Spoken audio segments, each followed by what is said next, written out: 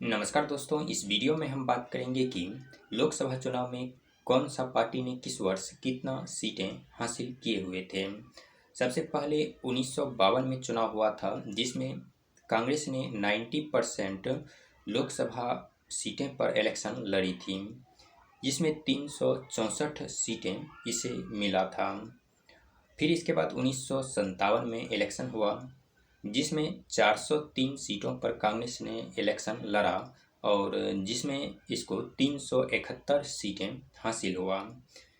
इसके बाद 1984 में इंदिरा गांधी की हत्या कर दी गई। इसके बाद फिर से चुनाव हुआ, जिसमें कांग्रेस पार्टी 543 सीटें पर इलेक्शन लड़ी और उसमें से 415 सीटें हासिल हुआ। 415 सीटें अभी तक कोई भी पार्टी हासिल नहीं कर पाई है। इसके बाद कांग्रेस की सीटें घटना शुरू हो गया। सिर्फ एक बार 2009 में उसने 200 का आंकड़ा पार किया और 206 सीटें जीती थीं।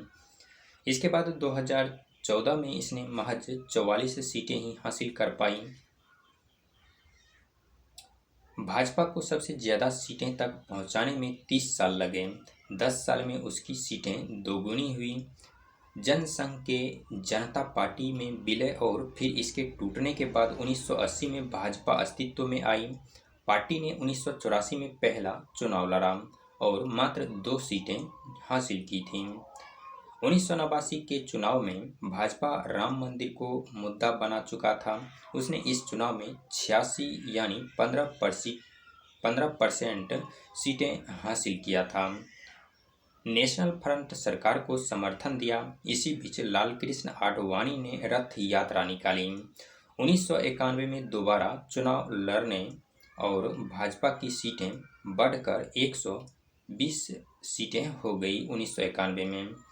इसके बाद 1996 में लोकसभा चुनाव में भाजपा को 161 सीटें मिली। 1998 से 1982 और 1999 में 182 सीटें मिली। 2004 में उसकी सीटें घटकर 138 हो गईं। 2009 में सीटें और भी कम होकर 116 हो गईं। लेकिन 2014 में उसने अपनी सबसे ज़्यादा सीटें हासिल किया, जिसमें कि 282 सीटें केवल बीजेपी ने हासिल कर लिया। यह कुल सीटें 52% होता है 546 का। इसके बाद 2 साल में शीर्ष से उतरी। इमरजेंसी के बाद 1977 में हुए चुनाव में इंदिरा विरोधी कई दलों ने एकजुट होकर जनता पार्टी बनाई। इनमें जनसंघ, भारतीय लोक दल, कांग्रेस प्रमुख पार्टियां शामिल थीं। 41% वोटों के साथ जनता पार्टी ने अपने पहले ही चुनाव में 295 सीटें जीतीं। इमरजेंसी के खिलाफ लोगों का गुस्सा और विपक्षी एकजुटता इस चुनाव में पार्टी की जीत का बड़ा कारण बना। महज 2 साल में ही जनता पार्टी अपने अर्श से फर्श पर पहुंच गई। नेताओं के बीच मतभेद हुए और पार्टी टूट गई। मोरारजी देसाई को पद छोड़ना पड़ा और चौधरी चरण सिंह कांग्रेस के समर्थन में प्रधानमंत्री बने।